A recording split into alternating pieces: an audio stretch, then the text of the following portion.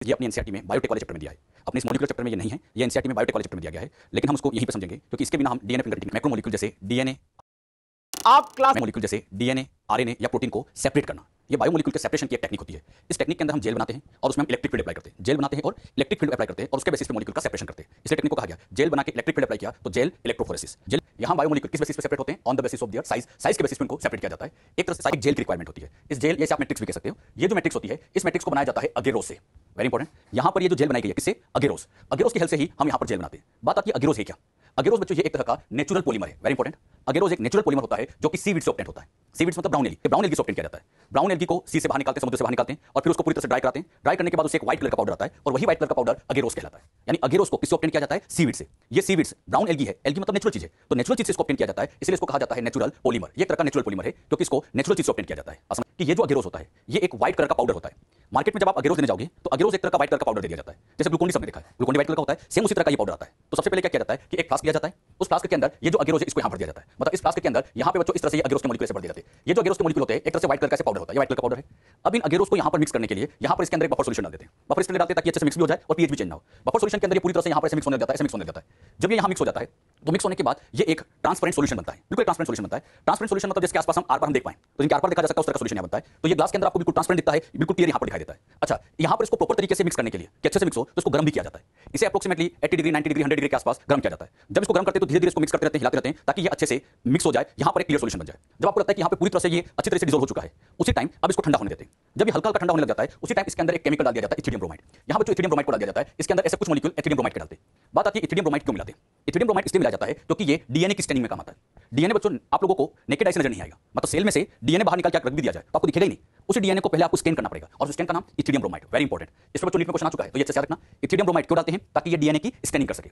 अच्छा, इस इथिलियम ब्रोमाइड के ऊपर जब यूवी लाइट को डाला जाता है, नॉर्मल लाइट में कुछ शो नहीं करता है, जब इथिलियम ब्रोमाइड के ऊपर यूवी लाइट डाली जाती है तो यूवी लाइट डालते ही ये ऑरेंज कलर शो करने का काम करता है। ये ब्राइट ऑरेंज कलर यहाँ पर आपको शो होगा और जहां जहां ऑरेंज कलर दिखेगा समझ जाना वो डीएनए होता है। तो एक बार फिर समझना, सबसे पहले इस फ्लास्क के अंदर अगेरोस लिया, बफर सॉल्यूशन डाला, इसको मिक्स किया, अच्छे से मिक्स हो तो इसको गर्म भी करते हैं। जब ये हल्का हल्का ठंडा होने लगता है तब इथिलियम ब्रोमाइड डाल देते हैं। इथिलियम ब्रोमाइड को मिलाते हैं ताकि डीएनए की स्टेनिंग हो। अब जो इथिलियम ब्रोमाइड मिलाने के बाद इसको अच्छे से मिक्स करते हैं। मिक्स करने के बाद अब क्या करते हैं, एक बच्चों इस तरह की ट्रे आती है, ये इस तरह की एक ट्रे आती है। इस ट्रे के अंदर ये जितना भी सॉल्यूशन है वो यहाँ डाल दिया जाता है। मतलब यहाँ पर जितना भी सॉल्यूशन था वो सॉल्यूशन यहाँ पर इस तरह से भर दिया जाएगा। मतलब एक तरह की ट्रे है, उस ट्रे के अंदर सॉल्यूशन भर दिया। अच्छा, जैसे सॉल्यूशन भर देंगे अभी ये सॉल्यूशन लिक्विड है, कैसा है? लिक्विड है। अब इसके अंदर यहाँ पर ऐसे कॉम्ब को लगा देते हैं, यहाँ पर यहाँ पर यहाँ पर इस तरह से यहाँ पर ऐसे कॉम्ब आता है, उस कॉम्ब को फिट कर देते हैं। मतलब ट्रे के अंदर एक कॉम्ब लगा दिया और यहाँ सॉल्यूशन भरा हुआ है, इस तरह से सॉल्यूशन भरा हुआ है। ये असेंबली लगभग 15-20 मिनट तक करते हैं। जब 15-20 मिनट हो जाते हैं तो यही लिक्विड सॉल्यूशन पूरी तरह से डेंस हो जाता है और यहाँ पर एक जेल तैयार हो जाती है। मतलब यही अगेरोस जमने के बाद एक जेल तैयार कर देता है। अब यहाँ से जैसे इस कॉम्ब को बाहर निकालते हैं, जैसे इस कॉम्ब को बाहर निकालते हैं तो यहाँ पर छोटे छोटे वेल्स बन जाते हैं, गड्ढे बन जाते हैं। ये बच्चों कुछ इस तरह से तैयार हो जाता है। जैसे अगेरोस की जेल है, इस जेल के अंदर जैसे इस कॉम्ब को बाहर निकालते हैं यहाँ पर ऐसे छोटे छोटे वेल्स बन जाते हैं। यहाँ पर पूरी तरफ जेल है और यहाँ पर ऐसे वेल्स बन गए। ये जो आपको दिखाई दे रहे हैं इनको क्या कहेंगे? वेल्स। वेल्स इसलिए बनाए जाते हैं क्योंकि इन्हीं वेल्स के अंदर ये जो डीएनए के फ्रेगमेंट है इनको डाला जाता है। मतलब ये डीएनए के फ्रेगमेंट इन्हीं वेल्स के अंदर यहाँ पर लोड किए जाते हैं। बात समझ में? अच्छा, ये जेल किसकी बनी है? तो ये जेल हम कहेंगे अगेरोस की बनी है। तो यहाँ पर ये अगेरोस के मॉलिक्यूल अरेंज हो जाते हैं। अच्छा, ये जितने भी मॉलिक्यूल है सब अगेरोस अगेरोस अगेरोस के मॉलिक्यूल होते हैं, ये सब अगेरोस के मॉलिक्यूल है। जब ये अगेरोस के मॉलिक्यूल एक के पास एक अरेंज होते हैं तो एक बात आप ध्यान से देख रहे होंगे कि इनके बीच में यहाँ पर हल्का हल्का सा आप लोगों को पोर दिख रहा होगा। इनके बीच में हल्के हल्के से यहाँ पर आप लोगों को ऐसी गैप दिखाई दे रही है, दिख रही है? तो अगेरोस के मॉलिक्यूल की खासियत होती है कि जब ये अरेंज होते हैं तो इनके बीच में यहाँ पर ऐसे पोर्स हो जाते हैं और इन्हीं पोर्स में से होकर डीएनए को रन कराते हैं। बात समझ में? एक बार ध्यान सुनना, हमने सबसे पहले अगेरोस का सॉल्यूशन लिया, उसको अच्छे से अपने सेल में से बाहर निकाला था। बाहर निकालने के बाद अब इस डीएनए को काटा। यहाँ कट करने के लिए एक एंजाइम काम आता है, रेस्ट्रिक्शन एंडोन्यूक्लियस, को बीच में से काटता है। एंडोन्यूक्लियस, एंडो मतलब इनसाइड से, तो इनसाइड से काटने वाला ये तरह का एंडोन्यूक्लियस है। रेस्ट्रिक्शन एंडोन्यूक्लियस के कई फीचर्स होते हैं, ये फीचर आपको बायोटेक में ही पढ़ाया जाएगा। मतलब शॉर्ट में हम क्या कहेंगे? आरी। आरी डालते हैं यहाँ पर ऐसे डीएनए के कई फ्रेगमेंट्स बन गए। अब तो ये जो कई सारे फ्रेगमेंट्स बन गए, डीएनए बहुत बड़ा था तो उसके कई फ्रेगमेंट्स बन गए। किसने क्रिएट किए? आरी ने। आरी ने जब ये फ्रेगमेंट बना दिए तो अब इन्हीं फ्रेगमेंट्स को उठा के इन वेल्स के अंदर लोड कर देंगे। मतलब ये फ्रेगमेंट यहाँ से उठा के इन वेल्स में डाल देंगे। इन वेल्स के अंदर यहाँ पर ऐसे ये डीएनए के फ्रेगमेंट आ गए। कोई फ्रेगमेंट छोटा होगा, कोई बड़ा होगा, कोई बहुत बड़ा होगा, तो इस तरह के यहाँ पर फ्रेगमेंट्स आ गए। ये जितने भी फ्रेगमेंट्स थे ये सारे के सारे स्पोर में इस वेल के अंदर डाल दिए। क्लियर? अच्छा, वेल में डालने के बाद एक बात मुझे बताओ, डीएनए पर चार्ज कौन सा होता है? हाँ, सभी जानते हैं डीएनए पर नेट चार्ज कौन सा होता है बच्चों? नेगेटिव। डीएनए पर नेट चार्ज होता है negative due to phosphate. Phosphate की वजह से यहाँ पर इस पर कौन सा चार्ज होगा? नेगेटिव। नेगेटिव चार्ज हो गया तो अब यहाँ पर एक साइड लगाएंगे कैथोड और एक साइड लगाएंगे एनोड। यहाँ पर बच्चों डीएनए पर नेगेटिव चार्ज, ध्यान रखना, डीएनए पर कौन सा चार्ज था? नेगेटिव। अब इस डीएनए को नीचे लगाना है तो इस साइड एनोड लगाएंगे, तो इसको नीचे की तरफ खींचना है तो इधर पॉजिटिव इलेक्ट्रोड मतलब एनोड लगाते हैं और इस साइड कैथोड लगाते हैं। बात समझ में? मतलब यहाँ पर नेगेटिव इलेक्ट्रोड को जोड़ देंगे और इधर पॉजिटिव इलेक्ट्रोड को जोड़ देंगे, यानी इलेक्ट्रिक फील्ड अप्लाई कर देंगे। बात समझ में? जेल बना ली, अब इस पर क्या अप्लाई कर रहे हैं? पहले इसमें डीएनए को लोड करते हैं और इलेक्ट्रिक फील्ड को लगा देते हैं। बात समझ में? अब यहाँ पर ये जो डीएनए के फ्रेगमेंट है नीचे की तरफ जाएंगे, जैसे पॉजिटिव इलेक्ट्रोड है, डीएनए के फ्रेगमेंट नीचे की तरफ आएंगे। सोच मत आंसर देना, वेरी इंपॉर्टेंट। जब यहाँ पर ये डीएनए के फ्रेगमेंट इन पोर में से निकलेंगे,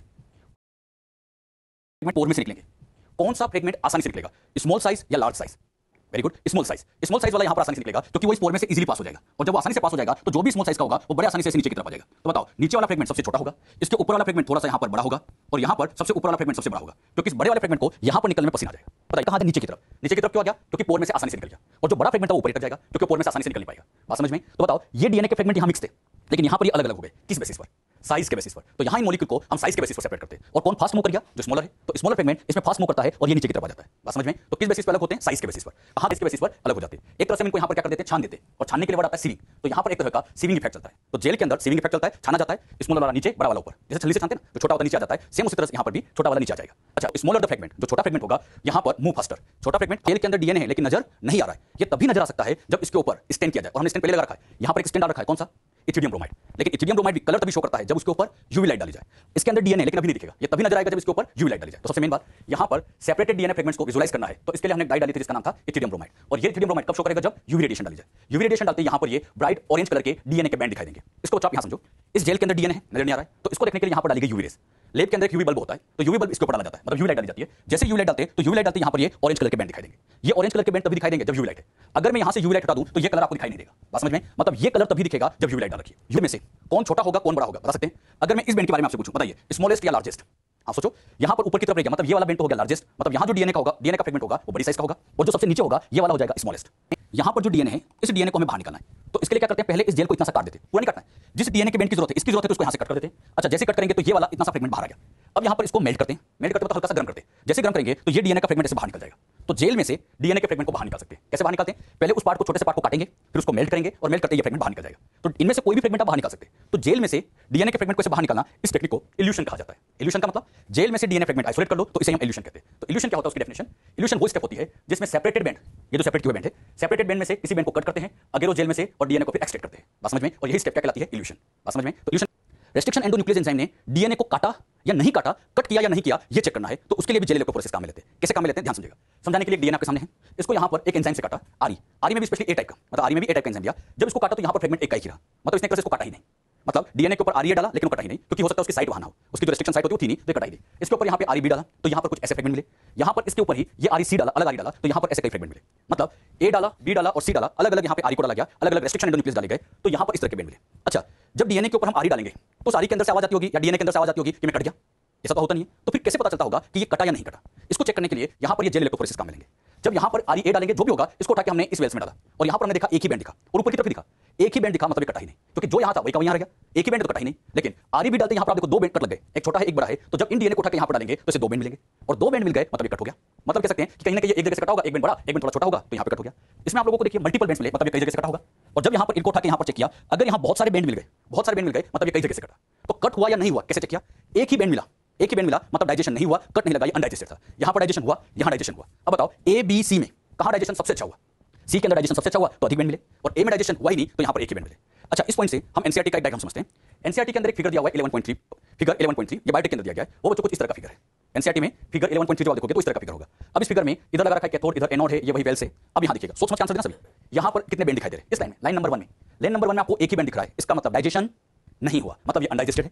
यहां पर बैंड दिख रहे हैं, यहां बैंड दिख रहे हैं, यहां बैंड दिख रहे हैं, यानी 2 3 4, 2 3 4 में आपको बैंड ज्यादा दिखाई दे रहे हैं, मतलब यहां डाइजेशन हुआ। अब मैं कहूंगा किसमें सबसे ज्यादा डाइजेशन हुआ, सबसे अच्छा डाइजेशन हुआ, तो हम कहेंगे 4 में। तो 4 में सबसे अच्छा डाइजेशन हुआ क्योंकि इसमें बैंड ज्यादा दिखाई दे रहे हैं। तो आपके एनसीईआरटी में ये डायग्राम क्या कहना चाहता है? ये एक अगेरो जेल इलेक्ट्रोफोरेसिस को शो कर रहा है, जिसके अंदर लेन नंबर 1, लेन नंबर 1 यानी इसकी बात चल रही है। लेन नंबर 1 कौन सा हुआ? अनडाइजेस्टेड। कैसे पता क्या अनडाइजेस्टेड है? क्योंकि एक ही बैंड दिख रहा है। लेन नंबर 2 से 4 की बात करें तो ये डाइजेस्टेड है। डाइजेस्टेड है क्योंकि मल्टीपल दिख रहे हैं। लेकिन इसमें मैं पूछता कहां डाइजेशन सबसे अच्छा हुआ है, तो क्या आंसर आ जाएगा? 4 के अंदर। तो एनसीईआरटी का एक फिगर बना रखा है, ये आप लोगों को सबको आना चाहिए इस डायग्राम में क्या समझाना चाहता है। हम बच्चों डीएनए फिंगरप्रिंटिंग समझने वाले हैं। उसमें एक टेक्निक तो जेल इलेक्ट्रोफोरेसिस काम में ली जाती है, और एक टेक्निक को काम में लेते हैं पीसीआर। तो पहले आप लोगों को पीसीआर भी समझा दें। पीसीआर ये बायोटेक्नोलॉजी का ही पार्ट है। इसे भी आप लोगों के एनसीईआरटी में बायोटेक में ही लिखा है, लेकिन जो हम कहते हैं पीसीआर। पीसीआर का फुल फॉर्म होता है polymerase chain reaction. PCR means polymerase chain reaction. ये जो टेक्निक है, इस टेक्निक को और भी कई नाम से जाना जाता है। इसी पीसीआर को कई नाम से कह सकते हैं, जैसे people choice reaction. People choice reaction भी इसी को कहते हैं, और इसी को थर्मल साइकिल के नाम से भी जाना जाता है। तो पीपल चॉइस रिएक्शन कहें, थर्मल साइकिल कहें, पीसीआर कहें, बात एक ही होती है। बात आती है पीसीआर करती क्या है। पीसीआर का सबसे मेन काम होता है डीएनए को एम्पलीफाई करना। डीएनए एम्पलीफाई का मतलब होता है डीएनए के नंबर को बढ़ाना। मान लीजिए बच्चों कहीं पर कुछ क्राइम हो जाए और वहां से एविडेंस के फॉर्म में पुलिस को कुछ सैंपल मिले, कुछ सैंपल मिल गया, कुछ डीएनए मिल गया, लेकिन उस डीएनए की क्वांटिटी बहुत कम है। इतनी कम क्वांटिटी है कि इससे आगे का एक्सपेरिमेंट नहीं हो रहा है। तो हमें डीएनए के नंबर को बढ़ाना पड़ेगा, और डीएनए के नंबर को बढ़ाने के लिए सबसे बेस्ट तरीका होता है पीसीआर। पीसीआर का सबसे मेन फंक्शन यही है, डीएनए को एम्पलीफाई करना। एम्पलीफाई मतलब उसकी नंबर को बढ़ाना। तो डीएनए एम्पलीफिकेशन में पीसीआर का एक बहुत बड़ा रोल होता है। ये टेक्निक बहुत ही फेमस टेक्निक है। आज के टाइम पर जितनी भी रिसर्च लैब है, जितनी भी बायोटेक से रिलेटेड रिसर्च लैब चल रही है, हर रिसर्च लैब के अंदर पीसीआर मशीन मिलती है। ये पीसीआर मशीन आज के साइंटिस्ट लोगों को बहुत पसंद आती है, इसलिए इसको कहा गया पीपल चॉइस रिएक्शन। इसमें सारा काम टेंपरेचर का है, ये टेंपरेचर का है, इसलिए इसको हम थर्मल साइकिल भी कहते हैं। इस टेक्निक को डेवलप करने वाले साइंटिस्ट थे कैरी मोलिस। साइंटिस्ट का नाम यहाँ पर वेरी इंपॉर्टेंट, आप अच्छे से ध्यान रखें। कौन सा साइंटिस्ट बच्चों? Carry mollies. Carry mollies scientist ने 1983 में इस टेक्निक को डेवलप किया था। कब डेवलप की थी? 1983 में। और ये टेक्निक बहुत फेमस हुई थी, इसके लिए कैरी मोलिस को नोबेल प्राइज भी मिला था। क्लियर? तो ये टेक्निक बहुत फेमस टेक्निक है। इस टेक्निक का अगर हम यूज देखें तो amplification of DNA. Amplification of DNA मतलब डीएनए के नंबर बढ़ाना। अब जरा सोचिए, मान लीजिए बच्चों यहाँ पर ये मेरे पास एक डीएनए है, ये भी बहुत कम क्वांटिटी में है, डीएनए कम क्वांटिटी में, इसकी नंबर अगर बढ़ानी है तो क्या करना चाहिए? सोचो जरा, इसके नंबर बढ़ाएंगे तो पीसीआर करेंगे, तो पीसीआर में ऐसा क्या होता होगा कि इसकी नंबर बढ़ जाती है? पीसीआर में कोई अलग काम नहीं होता है, पीसीआर में भी एक तरह का रेप्लिकेशन ही होता है। क्या सोचो, नंबर 1 से 2 करनी है तो इसका रेप्लिकेशन करना पड़ेगा, तो पीसीआर भी एक तरह का रेप्लिकेशन ही है। यहां पर जब इसका रेप्लिकेशन करेंगे, वही रेप्लिकेशन करते टाइम ऐसे दोनों स्टैंड को अलग कर देंगे, कुछ याद है सर, सिखा था हमने, दोनों स्टैंड को अलग कर देंगे और फिर यहां पर ऐसी नई स्टैंड का फॉर्मेशन करेंगे, नई स्टैंड का फॉर्मेशन करेंगे। बताओ एक से कितने डीएनए बन जाएंगे? 2। तो पीसीआर में यही होता है, एक तरह से डीएनए का रेप्लिकेशन होता है। तो पीसीआर टेक्निक ये बेस्ट होती है इन विट्रो डीएनए रेप्लिकेशन। यहां मैंने लिखा इन विट्रो।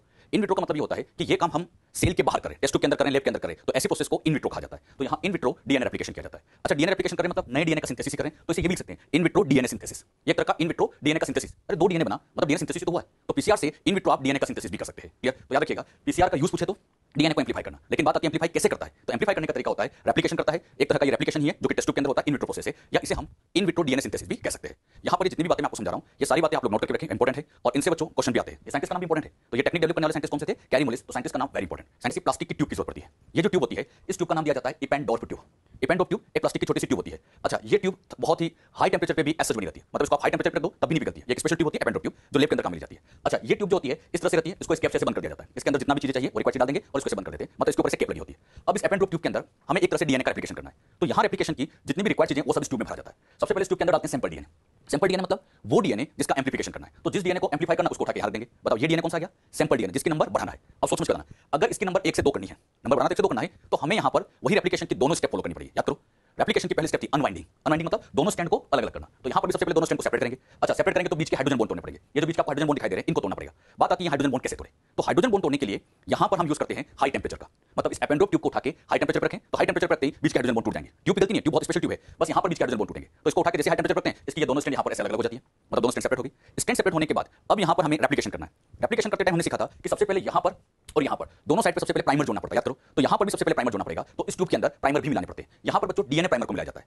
हम जब रेप्लिकेशन पढ़ रहे थे तो हमने आरएनए प्राइमर का यूज किया था, बहुत ध्यान सुना, आरएनए प्राइमर यूज किया था, लेकिन यहां आरएनए प्राइमर नहीं डीएनए प्राइमर का यूज कर रहे हैं। डीएनए प्राइमर लगाने से फायदा ये होता है कि मान लीजिए यहां डीएनए प्राइमर लग गया, यहां पर भी डीएनए प्राइमर लग गया, तो ये डीएनए प्राइमर डीएनए के बने, तो इनको हटाने की जरूरत नहीं पड़ती है। याद करो, जब हम रेप्लिकेशन पढ़ रहे थे तो आरएनए प्राइमर लगाया था और आगे जाके आरएनए प्राइमर को हटाया था डीएनए पॉलीमरेज फर्स्ट एंजाइम ने, कुछ याद हो आप लोगों को? तो यहां पर बच्चों डीएनए प्राइमर ही लगा देंगे, ताकि इससे फायदा ये होगा कि इसको हटाने वाली जो स्टेप है उससे बच सके। क्लियर? और ये सारा काम तो हम टेस्ट ट्यूब के अंदर करें, तो अपनी मर्जी से हम आर्टिफिशियल यहां प्राइमर जोड़ सकते हैं। तो ये जो डीएनए प्राइमर होते हैं इनको आर्टिफिशियल बनाया जाता है, इनको आर्टिफिशियल क्रिएट किया जाता है और इसको इन ट्यूब के अंदर डाल देते हैं, फिर ये डीएनए प्राइमर यहां पे जुड़ जाता है। क्लियर? अब यहां पर नई चेन बनानी है। अब सोचो, पुरानी चेन के अंदर यहां टी लिखा है, तो नई चेन के अंदर क्या आएगा? ए। याद है कुछ? लेकिन जब भी ए आता है हमेशा ट्राइफॉस्फेट की फॉर्म में, तो यहां पर ट्राइफॉस्फेट को भी डालना पड़ेगा, और चारों तरह के ट्राइफॉस्फेट, डीएनए में 4 न्यूक्लियोटाइड है, एडेनिन, ग्वानिन, साइटोसिन, थाइमिन, तो चारों तरह के यहां न्यूक्लियोटाइड डालने पड़ेंगे। तो इसी ट्यूब के अंदर मिलाए जाते हैं डीऑक्सीराइबोन्यूक्लियोटाइड्स। ये डीऑक्सीराइबोन्यूक्लियोटाइड्स कौन-कौन से हैं? तो डीएटीपी, डी को लिखा है, हां डीऑक्सीराइबोस, डीएनए बनाने जा रहे हैं, तो डीएटीपी, डीजीटीपी, डीसीटीपी और डीटीटीपी, और इन चारों को उठा के इस टेस्ट ट्यूब के अंदर डाल दिया जाएगा। अच्छा, इनको टेस्ट ट्यूब में इसलिए डाल रहे हैं ताकि यहां पर और यहां पर नई चेन बन सके। इन्हीं की हेल्प से यहां पर ऐसे चेन बनेगी और यहां पर भी चेन बनेगी, और आप देखेंगे ऐसे 2 डीएनए बनेगा। लेकिन सबसे इंपॉर्टेंट क्वेश्चन, ये चेन बनाने के लिए कोई ना कोई एंजाइम तो चाहिए, कोई ना कोई एंजाइम चाहिए। बात आती है यहां कौन सा एंजाइम यूज करें, तो यहां पर एक स्पेशल एंजाइम यूज करेंगे। चेन बनाने वाला कौन सा होता है? हां याद करो, डीएनए पॉलीमरेज, तो इसके अंदर भी डीएनए पॉलीमरेज डालेंगे। अब सोचो, अगर हम अपनी सेल का डीएनए पॉलीमरेज लें और इसके अंदर डाल दें, अपनी सेल का डीएनए पॉलीमरेज यहां काम नहीं करेगा, क्योंकि यहां बच्चों में हाई टेंपरेचर लेना पड़ता है, क्योंकि हाई टेंपरेचर पे बॉन्ड तोड़ते हैं, सब कुछ टेंपरेचर का खेल है यहां पर, तो हाई टेंपरेचर यूज करते हैं, तो अपनी सेल का एंजाइम यहां काम नहीं करता है। तो इसके अंदर यहां एक स्पेशल डीएनए पॉलीमरेज डाला जाता है जिसका नाम है टेक डीएनए पॉलीमरेज। इस टेक डीएनए पॉलीमरेज की खास बात ये होती है कि थर्मो स्टेबल एंजाइम है। थर्मो स्टेबल से मतलब हाई टेंपरेचर पे भी काम करता रहता है, कितना भी हाई टेंपरेचर दे दो तब भी ये काम करता रहता है, इसलिए इसको कहा जाता है थर्मो स्टेबल। तो थर्मो स्टेबल एंजाइम यहां पर डाला जाता है। ये एक स्पेशल एंजाइम है टेक डीएनए पॉलीमरेज, जो कि एक बैक्टीरिया थर्मोकोकस बैक्टीरिया से इसको बाहर निकाला जाता है। अच्छा, इस एंजाइम की क्या खास बात है? हाई टेंपरेचर पे भी ये काम करता रहता है, तो वो भी इसके अंदर डाला जाता है। कहने की बात ये है कि यहां रेप्लिकेशन करने के लिए जितनी भी रिक्वायर्ड चीजें थी सब इस एपेंडोर्फ ट्यूब में डाल देते हैं। क्या डालते हैं? सैंपल डीएनए, आरएनए प्राइमर, कौन सा प्राइमर? डीएनए प्राइमर, ये छोटे-छोटे प्राइमर डालते हैं, हर तरह के न्यूक्लियोटाइड्स डालते हैं, एक special Taq DNA polymerase enzyme डालते हैं। इन सबको डालने के बाद इस ट्यूब को ऐसे बंद कर देते हैं, मतलब इस कैप से इसको बंद कर देते हैं। बंद करने के बाद अब इसको उठा के हम पीसीआर मशीन के पास ले जाते हैं। एपेंडोर्फ ट्यूब तो प्लास्टिक की छोटी सी ट्यूब थी, इसको उठा के कहां ले जाते हैं? PCR machine. एक बच्चों इस तरह की पीसीआर मशीन होती है, ये पीसीआर मशीन होती है, लैब के अंदर रहती है। अच्छा, इस पीसीआर मशीन के अंदर अब इस ट्यूब को उठा के यहां रख देंगे, मतलब इस ट्यूब को ले जाके इस पीसीआर मशीन में आप देख रहे हैं ये वाली जगह, तो इस वाली जगह के अंदर इस ट्यूब को उठा के यहां रख देते हैं। फिर उसको टिप बहुत छोटी होती है, रखने के बाद इसको इस कैप से बंद कर देते हैं और यहां पर फिर प्रोग्राम सेट करते हैं। वो प्रोग्राम क्या सेट करते हैं उसको मैं आपको थोड़ी देर में समझाऊंगा। अभी जो बात यहां समझाएगी ये क्लियर हुई सबको अच्छे से? क्या मैंने बताया? जितनी भी न्यूक्लियोटाइड, कई बार ऑप्शन में लिखा जाता है ओलिगोन्यूक्लियोटाइड प्राइमर, ओलिगोन्यूक्लियोटाइड मतलब छोटे साइज के प्राइमर। अच्छा, ये याद रखना, पीसीआर में कौन सा प्राइमर काम में लेते हैं? डीएनए, आरएनए प्राइमर नहीं, क्योंकि आरएनए प्राइमर लगा दे तो फिर उसको हटाते तो उसमें एक स्टेप एक्स्ट्रा लगती, तो इससे अच्छा है कि हम डीएनए प्राइमर का यूज करें। इसके अलावा यहां पर यूज किए जाते हैं ऑल टाइप्स ऑफ डीऑक्सीराइबोन्यूक्लियोटाइड्स। कौन-कौन से? डीएटीपी, डीजीटीपी, डीसीटीपी और डीटीटीपी, हर तरह के यहां पर न्यूक्लियोटाइड्स ला देते हैं। साथ ही साथ हमें जरूरत पड़ती है पीसीआर मशीन की। ये जो मशीन आपको दिखाई दे रही है, ये पीसीआर मशीन की जरूरत पड़ती है। यहां पर रिक्वायरमेंट होती है स्पेशल टाइप के डीएनए पॉलीमरेज एंजाइम की, और उस एंजाइम का नाम था हां टेक डीएनए पॉलीमरेज, जो कि थर्मो स्टेबल है। इसका मतलब हाई टेंपरेचर पे भी ये वर्क करता रहता है। वर्क को फेमस नाम था, एग्जांपल टेक पॉलीमरेज, और अच्छे से लिखो तो Taq DNA polymerase. Taq DNA polymerase ये बच्चों बैक्टीरिया से आइसोलेट होता है, उस बैक्टीरिया का नाम है थर्मस एक्वेटिकस। ये भी इंपॉर्टेंट है, यहां ये क्वेश्चन सबसे इंपॉर्टेंट है। पीसीआर में कौन सा एंजाइम काम में लिया जाता है? Very very important. और पीसीआर में कौन सा काम में लेते हैं? Take polymerase. और क्वेश्चन ये भी आता है, इस टेक पॉलीमरेज को कहां से निकाला गया? तो एक बैक्टीरिया से निकाला गया जिसका नाम था थर्मस एक्वेटिकस। होता क्या है? अनिल ट्यूब है जिसमें डीएनए बाकी जितने भी रिक्वायर्ड चीजें हैं सब भरी हुई है। अच्छा, इसमें टेक डीएनए पॉलीमरेज भी यहां पे डाल रखा है, सब कुछ यहां डाला हुआ है। अब इस एपेंडोर्फ ट्यूब को बंद करेंगे, पीसीआर मशीन के अंदर रखेंगे, और यहां पे बच्चों ये जो बटन दिख रहे हैं इनसे प्रोग्राम सेट करते हैं। अब यहां जो प्रोग्राम सेट करेंगे वो 3 स्टेप का होगा। अच्छा, उस प्रोग्राम को मैं यहां समझा रहा हूं। वो सब काम हो यहाँ रहा है, लेकिन समझाने के लिए मैं यहाँ बता रहा हूँ। इसमें सबसे पहले क्या करेंगे, ये जो डीएनए था, दिखाई दे रहा है डीएनए। अब इस डीएनए को सबसे पहले हम क्या करेंगे, इस मशीन से यहाँ पर टेम्परेचर सेट करेंगे। यहाँ टेम्परेचर सेट कर देते हैं और यहाँ कर देते हैं 94 डिग्री। यहाँ दिखता है इसमें, इस मशीन में यहाँ पर दिखाई देता है। यहाँ से टेम्परेचर बढ़ाओ, कितना करो 94। 94 करते ही ये दोनों स्ट्रेंथ अलग हो जाती है, और दोनों स्ट्रेंथ अलग हो जाना प्रोसेस का नाम डीनेचुरेशन। ये होती है इसकी पहली स्टेप। डीनेचुरेशन कितने डिग्री पे, 94। हाई टेम्परेचर पर करेंगे तो दोनों स्ट्रेंथ अलग अलग हो जाएगी, और आप देखोगे ये दोनों स्ट्रेंथ सेपरेट हो गए। कौन से बॉन्ड टूट गए, हाँ hydrogen bond, very good, hydrogen bond यहाँ टूट गए। ये सारा काम इस ट्यूब के अंदर ही हो रहा है, और ये सब काम करा कौन रहा है, ये मशीन। जहाँ पर 94 दिया, अपने आप यहाँ पर 94 डिग्री टेम्परेचर हुआ और उसने अपने हाइड्रोजन बॉन्ड तोड़ दिया। ये कोई अपने हाथ से नहीं तोड़ने, ये सब काम मशीन हो रहा है। अच्छा, पहला काम तो हो गया डीनेचुरेशन। अब यहाँ पर क्या करना है, नई चेन बनाना है। तो नई चेन बनाने के लिए पहले यहाँ प्राइमर जोड़ना पड़ेगा। इस ट्यूब में प्राइमर तो रखे, लेकिन वो प्राइमर इस हाई टेम्परेचर पे जोड़ नहीं सकते, तो यहाँ प्राइमर को जोड़ने के लिए सेकंड स्टेप चलाते हैं जिसका नाम एनीलिंग। एनीलिंग किया जाता है 54 डिग्री। अब देखो 94 से टेम्परेचर कम किया, टेम्परेचर कम करते ही कुछ याद है रीनेचुरेशन होता है, और जैसे टेम्परेचर कम किया तो यहाँ पे बच्चों इधर भी प्राइमर जुड़ गया और यहाँ पर भी ऐसे प्राइमर जुड़ गया। तो आप देख रहे हैं दोनों साइड ये डीएनए प्राइमर जुड़ गए, लेकिन ये प्राइमर तभी जुड़ेंगे जब टेम्परेचर कम करेंगे। मतलब यहाँ पर मशीन में प्रोग्राम सेट करेंगे और यहाँ टेम्परेचर कर देंगे इस तरह से 54, और जैसे 54 यहाँ होगा इस मशीन में, जैसे 54 करेंगे यहाँ पर अपने आप प्राइमर जुड़ जाते हैं, क्योंकि टेम्परेचर कम करेंगे तो डीएनए जुड़ने लगेगा। लेकिन 54 से ज्यादा कम नहीं करना, क्योंकि ज्यादा कम करोगे तो ये पूरा डीएनए ही जुड़ जाएगा। हमें बस इतना सा कम करना है कि केवल यहाँ प्राइमर जुड़ जाए, इसलिए हम 54 ही करते हैं, हल्का सा कम करते हैं। अच्छा, प्राइमर का जुड़ना स्टेप का नाम एनीलिंग। अभी तक तो दो स्टेप हो गए, क्या क्या हो गया, डीनेचुरेशन हो गया 94 पे, एनीलिंग हो गई 54 पे। अब बच्चों यहाँ पर नई चेन बनाना है, नई चेन बनाना है, तो अब यहाँ चलाते हैं थर्ड स्टेप एक्सटेंशन। एक्सटेंशन मतलब हमें यहाँ पर एक्सटेंड करके नई चेन बनाना है, जो कि 72 डिग्री पे होता है। अच्छा, यहाँ पे बच्चों ये इतना पार्ट हो गया था। अब यहाँ एक्सटेंशन करने के लिए इसके अंदर एक एंजाइम बिठा रखा है, कौन सा था, टेक डीएनए पॉलीमरेज। वही टेक डीएनए पॉलीमरेज 72 डिग्री पर सबसे बेस्ट काम करता है। तो यहाँ पर प्रोग्राम सेट करके 72 डिग्री कर दो, कितना 72, और जैसे 72 करोगे यहाँ पे बच्चों नई चेन बन जाएगी और यहाँ पर भी नई चेन बन गई। अब मुझे इतना बताओ, इस नई चेन बनाने के लिए न्यूक्लियोटाइड कहाँ से आए। हाँ, हमने सब इस ट्यूब में डाल रखा है, इस ट्यूब में न्यूक्लियोटाइड डाल रखे हैं, और उसी न्यूक्लियोटाइड से यहाँ भी चेन बन गई, यहाँ भी चेन बन गई। अब बताओ कितने डीएनए तैयार, 2। शुरुआत में कितना था, यहाँ पर स्टार्टिंग में ये बच्चों यहाँ पर एक डीएनए था, लेकिन अब यहाँ जाके लास्ट में 2 डीएनए बन गए, तो एक से डबल कर दिया। और डबल करने के लिए पीसीआर में 3 स्टेप फॉलो किए। तीनों स्टेप एक बार फिर सुन लेना। पहली स्टेप डीनेचुरेशन, ये सब याद रखना अच्छे से। डीनेचुरेशन कितने डिग्री पर, 94। डीनेचुरेशन का मतलब दोनों स्ट्रैंड के बीच के हाइड्रोजन बॉन्ड तोड़ देना, सिंगल स्ट्रैंड में चेंज हो जाना। एनीलिंग 54 पर, उस पर क्या होता है, प्राइमर जुड़ जाते हैं, और एक्सटेंशन 72 डिग्री पर, जिसमें से लंबी लंबी चेन बन जाती है। मेरा क्वेश्चन, एक्सटेंशन 72 डिग्री पर क्यों किया। यस, इसलिए बच्चों 72 डिग्री पर करते हैं क्योंकि इसी टेम्परेचर पर ही टेक डीएनए पॉलीमरेज अच्छे से एक्टिव होता है। उसके लिए एक तरह से आप कह सकते हो ऑप्टिमम टेम्परेचर है, और वही टेक डीएनए पॉलीमरेज यहाँ पर बड़े आसानी से ऐसी चेन बना सकता है। यहाँ पर 3 स्टेप फॉलो करते हैं। पहली स्टेप बोलो डीनेचुरेशन, फिर बोलो एनीलिंग, फिर बोलो एक्सटेंशन। तो यहाँ 2 के बजाय अब हो जाएंगे 4 डीएनए। मतलब यही स्टेप फिर फॉलो करोगे तो ये 2 के 4 हो जाएंगे, फिर अगली बार फॉलो करोगे तो 8 हो जाएंगे। तो ऐसे डीएनए के नंबर यहाँ पर मल्टीपल टाइम्स आप बढ़ा सकते हो, बहुत सारी बढ़ा सकते हैं। और बढ़ाने के लिए जो मशीन काम मिलेगी, नाम बोलो पीसीआर मशीन। सारा काम इस पीसीआर मशीन में होता है। अगर n साइकिल बाद पीसीआर के टोटल नंबर ऑफ डीएनए पूछा जाए, after n cycle of PCR total number of DNA पूछा जाए, तो इसको निकालने का सिंपल तरीका 2 की पावर n, और n यहाँ पर इंडिकेट करता है नंबर ऑफ साइकिल। जब बच्चों आप बायोटेक वाला मॉड्यूल सोल्व करोगे तो उसमें से क्वेश्चन दे रखा है, एक क्वेश्चन वहां पूछा है पीसीआर को 6 साइकिल तक चलाया गया, पीसीआर को 6 साइकिल तक चलाया गया, और टोटल डीएनए कितना बनेगा, कैसे सोल्व करोगे, 2 कितनी साइकिल होगी 6, तो 2 की पावर 6 इसको सोल्व कर लेना। कर सकते हैं क्वेश्चन, तो ऐसे क्वेश्चन यहाँ पर बनाए जा सकते हैं। आप बस फॉर्मूला रखना 2 की पावर n से।